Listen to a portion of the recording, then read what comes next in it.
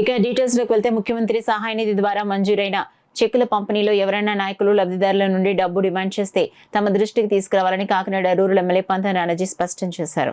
Kakinada గురారిగుంట rural శాసనసభ్యులు పంత నానాజీ నివాసం వద్ద 12 మంది లబ్ధిదారులకు మంజూరైన సుమారు 7,72,651 ముఖ్యమంత్రి సహాయ నిధి చెక్లను రూరల్ శాసనసభ్యులు పంత నానాజీ చేతుల మీదుగా లబ్ధిదారులకు అందించారు. ఈ సందర్భంగా పంత నానాజీ మాట్లాడుతూ ఇప్పటి వరకు ఏ ముఖ్యమంత్రి చేయని విధంగా కూటమి ప్రభుత్వంలో ఆరోగ్యశ్రీ పరిధిలోకి రాని కొన్నింటిని ముఖ్యమంత్రి సహాయ నిధి ద్వారా ఆర్థిక భరోసా కల్పిస్తున్నామన్నారు. ఇప్పటివరకు నియోజకవర్గం వ్యాప్తంగా సుమారు 2 కోట్ల రూపాయల ఆర్థిక భరోసా కల్పించామని, కుటుంబంలో అనారోగ్యంగా ఉన్న వారికి ఆర్థిక భరోసా కల్పించేందుకు ముఖ్యమంత్రి సహాయ నిధి ద్వారా భరోసా కల్పిస్తున్నామన్నారు. చదువుకో, ఏమైనా చేసుకో, ఏదన్నా ఎంత గొప్పవాడు అయినా సరే ఆరోగ్యం లేకపోతే ఏమీ చేయలేని పరిస్థితి ఇవాళ వచ్చింది. అందులోని మధ్యతరగతి కుటుంబాలకి ఒక ఆరోగ్యం ఒకరికి చెడిందంటే వాళ్ళ జీవితకాలం దాచుకున్న డబ్బు కానీ ఆస్తి కానీ నిమిషాల్లో కరిగిపోతూ ఉంది. ఆ కుటుంబం ఇదిలో పడిపోయే పరిస్థితుల టైంలో జనరల్ హాస్పిటల్ని ఒక మెరుగైన దిశగా ఎదరకు తీసుకెళ్ళి కార్యక్రమం చేస్తూ ఉన్నారు. ఒక బెడ్ మీద ఇద్దరు పడుకునే దుస్థితి నుంచి దాన్ని కాపాడుకుంటా ఒక పేషెంట్, ఇద్దరు పేషెంట్లు ఒక బెడ్ మీద పడుకునే దుస్థితి మన జనరల్ హాస్పిటల్ తీసుకొచ్చారు. దాన్ని ఇప్పుడే సరి చేస్తూ ఉన్నారు.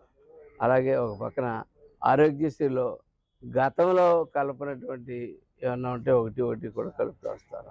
ఇవన్నీ కాక ఎవరో నూటికో కోటికో ఒకరికి వచ్చేటటువంటి ఈ ఆరోగ్యశ్రీ అన్నది ఈవేళ ఆరోగ్యశ్రీ కాదు, ముఖ్యమంత్రి సహాయ నిధి అన్నది ఈవేళ ప్రతి ఒక్కరికి అందుబాటులో మాతోటి చేయిస్తూ ఉన్నారు. మా ద్వారా మేము మా నాయకులు, మా దిగుసాయి నాయకుల ద్వారా మేము చేస్తూ ఉన్నాం.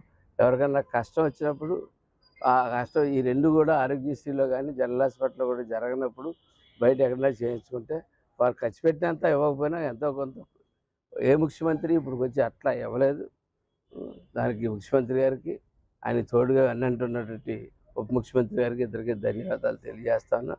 ఈ సందర్భంలో ఇంకొక విషయం మటుకు మా నాయకులకి కానీ బయట ఉన్న కార్యకర్తలు అందరికీ కూడా కానీ ఎవరికైనా ఒక చిన్న మాట చెప్పదలుచుకున్నాను. మీ మనసులో నచ్చితే ఏదో ఒకళ్ళిద్దరు చేసినారు, మిగిలిన వాళ్ళు నచ్చుకోకూడదని నేను చెప్తా ఉన్నాను.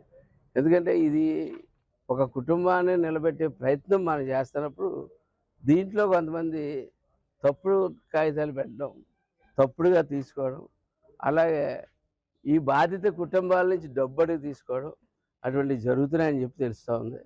దయచేసి అటువంటి ఏమైనా ఉంటే ఆ బాధితులు నేరుగా మాకు వచ్చి చెప్పాల్సిందిగా కోరుతా ఉన్నాం. దయచేసి మన వాళ్ళు ఎవరన్నా అటువంటి పనులు చేస్తూ ఉండుంటే అవి మానుకుని నాయకుడి యొక్క లక్ష్యం ఏదైతే ఉందో ఆ లక్ష్యం పూర్తి చేసేటట్టు చేయవలసిందిగా కోరుతా ఉన్నాను. ఈరోజు దాకా 300 చిల్లర, ఈ సంవత్సరాల కాలంలో 300 చిల్లర మనం ఇవాళ అప్లికేషన్లు పంపించడం జరిగింది. 95 పెండింగ్ ఉన్నాయి. 208 ఇవాళకి పూర్తి చేసుకుని సుమారు 2 కోట్ల రూపాయలు